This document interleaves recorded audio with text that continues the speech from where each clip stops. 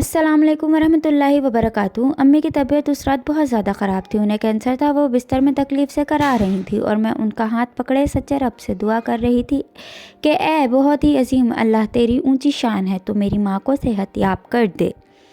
मैं तेरा हर हुक्म मानूंगी, तू मेरी इल्तिजा सुन ले। इतने में अचानक कमरे में हमारी गली की बिल्ली दाखिल हुई।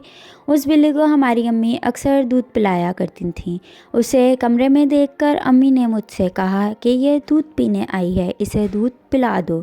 मैं बिल्ली के लिए दूध लेकर आई, मगर उसने दूध नहीं पिया, बल्कि अम्मी के बिस्तर पर उनकी रज़ाई में घुस कर बैठ गईं। अम्मी बोलीं, कोई बात नहीं, इसे सर्दी लग रही होगी, और उसी हालत में दर्द से कराहते हुए बिल्ली के साथ ही सो गईं। अगली सुबह हम लोग ये देखकर परेशान हो गए कि बिल्ली अम्मी की रज़ाई में मुर्दा पड़ी है। हमें लगा कि हो सकता है रज़ाई में उसका दम घुट गया हो।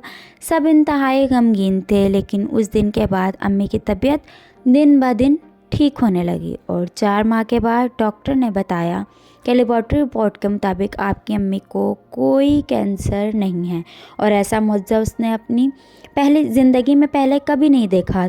मेरी माँ की तबीयत ठीक हो गई। मैं अक्सर सोचती हूँ कि पता नहीं रब ने माँ की बीमारी ठीक करने में बिल्ली को मुंतखब किया, जो वो माँ के बिस्तर में उसके साथ सोई और माँ के जिस्म से बीमारी ख़त्म हो गई।